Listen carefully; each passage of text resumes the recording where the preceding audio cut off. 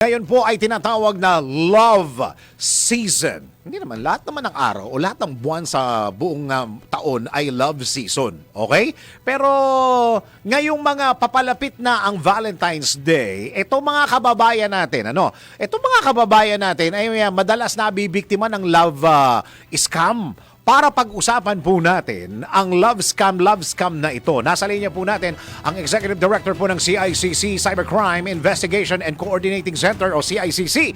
Nasa linya natin si Yusek Renato Aboy Paraiso. Yusek, magandang araw. Magandang araw, Sir Dennis. Salamat sa pag-ibigay sa amin sa inyong programa. Yan, okay. Kailangan po malaman ng mga kababayan natin yung pag-uusapan natin, Yusek. Pero bago yan, wala ba tayong palakpakan dyan, Pare Koy?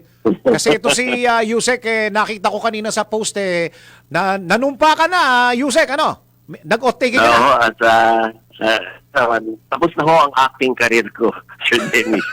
So, permanent na ho tayo as Executive Director po ng CICC. Iyon, congratulations ha, Yusek, ha? Thank you po, From all thank of you us po. here, ha? Thank you po. Oo, at kailangan Thank you talaga po. ng bayan ng inyong paglilingkod. Lalong-lalo ka na, Yusek, ha?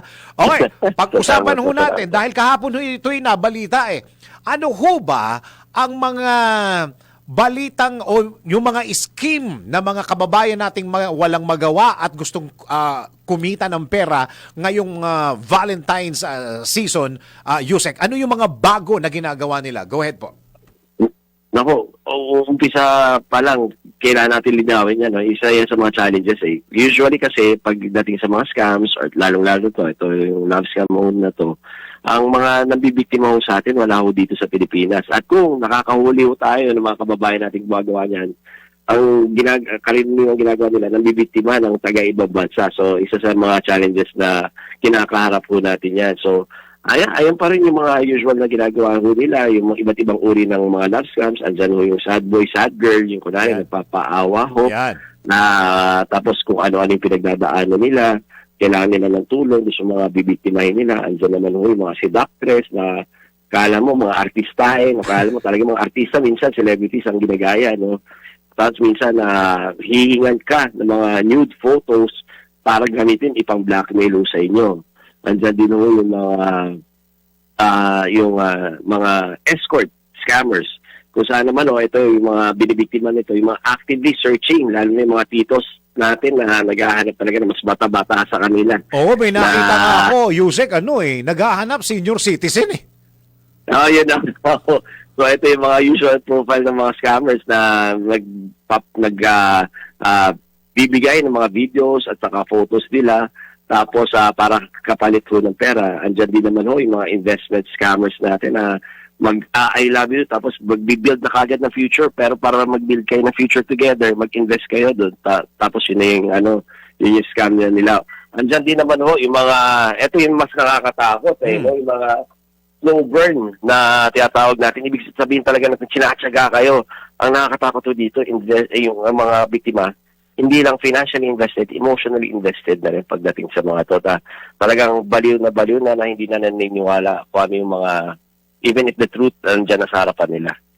Napaka vulnerable na mga Pilipino sa mga ganyan na bibiktimahin sila, Yusek, dahil emotional na mga Pilipino, Yusek Yan yata problema sa kultura natin. So, dalawa ho yan. Mapagmahal ho tayo, we're very caring, emotional ho tayo. At dahil sa emotional tayo, tsaka very expressive tayo, masyado tayo nag-overshare. Kaya madali tayo na-profile, mag-victim na kung paano tayo bibiktimahin, anong scheme ang i-employ sa atin. So, di ba, Sir Dennis, ngayon parang yung whole spectrum of emotions mo, malungkot ka, masaya ka, ipopost mo ho agad. Ultimo, kung anong kakainin mo, ipopost mo pa rin So, yun yung nagiging challenge, nagiging isa sa mga gamit ng mga scammers na to, na talagang tailor-fit para sa mga Pilipino dahil madali tayo ma-profile. Oo nga Kaya yung mga kababayan natin, kadalasan, yun ho bang pinag-usapan natin? Last year ho natin yata pinag-usapan ito. Madalas pa rin na nakakabiktima ng OFW ito, Yusek? Oo, yung mga OFW natin kasi alam nila may pera, tsaka ito yung mga malalayo, tsaka malulungkot, naghahanap talaga ng companionship. So, even yung mga online relationships, pinapatulan na. So, they're easy victims for these scammers po. Yun. Gaano ho ang itinaas na porsyento ng mga kababayan po nating nabibiktima, Yusek? Since last year ho na pinag-usapan natin to.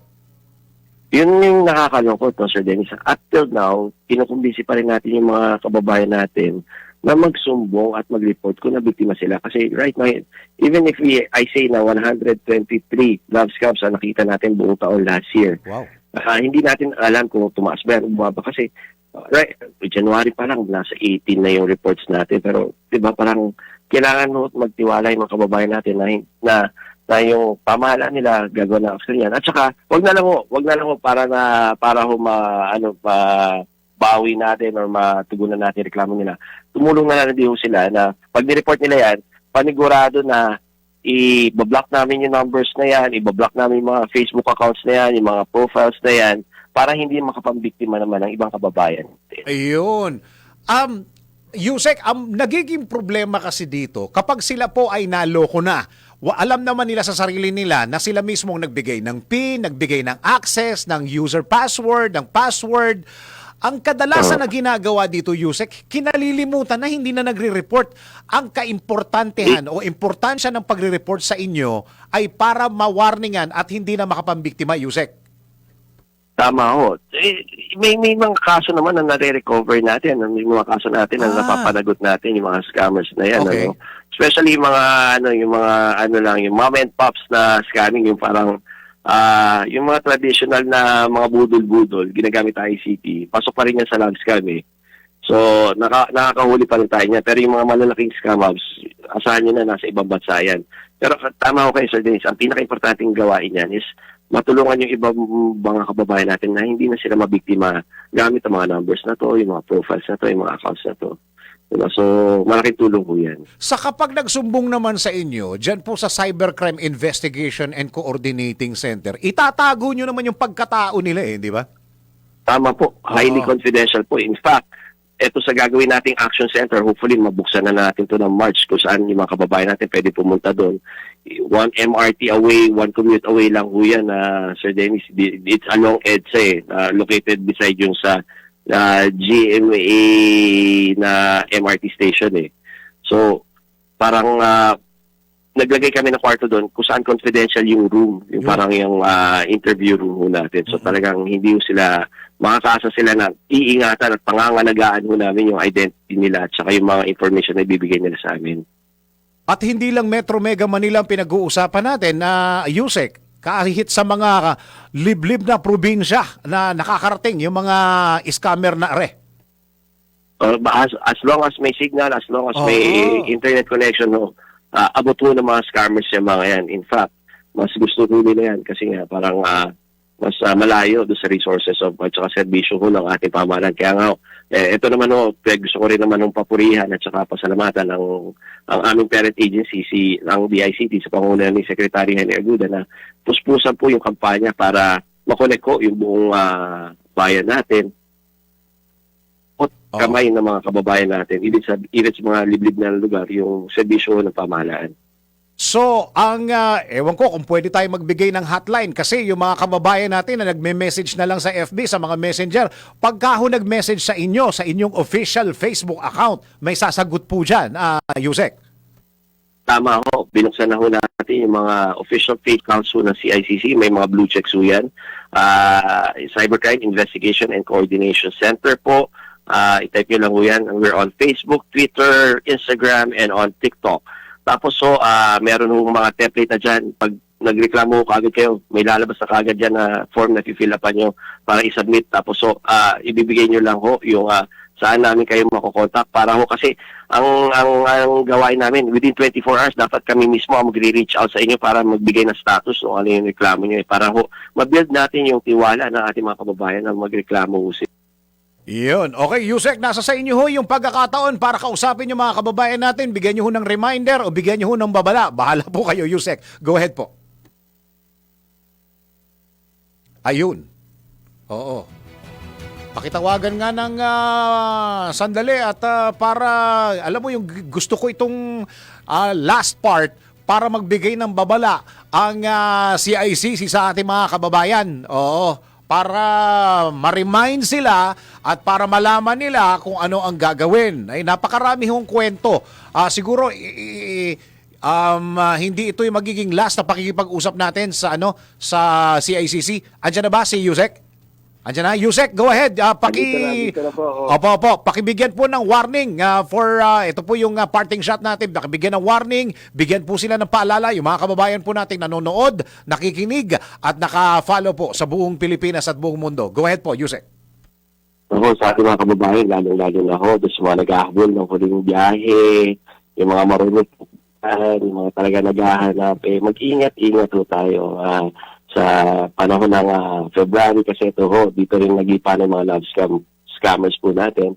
Ang pakiusap po sa inyo, pag halimbawa ko, na-feel nyo na it's too good to be true at saka talagang perfect yung alam mo yun, Sir Dennis, pag yung ikaw mismo kinakausap mo yung sarili mo, totoo ba ito? Masyadong perfect to. Pakinggan nyo na yung sarili nyo. Pakinggan nyo na yung sarili nyo. At saka, talaga akong sa panahon ngayon, mahirap po ipagkatiwala ang ating yung mga ating pinaghirapan at pinag-ipunan sa mga taong hindi naman siguro totoo. Tsaka mahirap ipagkatiwala ang ating feelings sa mga taong iba naman ang pakay sa atin. Yun. Yusek, maraming salamat po sa oras na binigay nyo sa DWIZ po. Maraming salamat po. Good morning po. Executive Director po ng CICC Cybercrime Investigation and Coordinating Center si Yusek Renato Aboy Paraiso.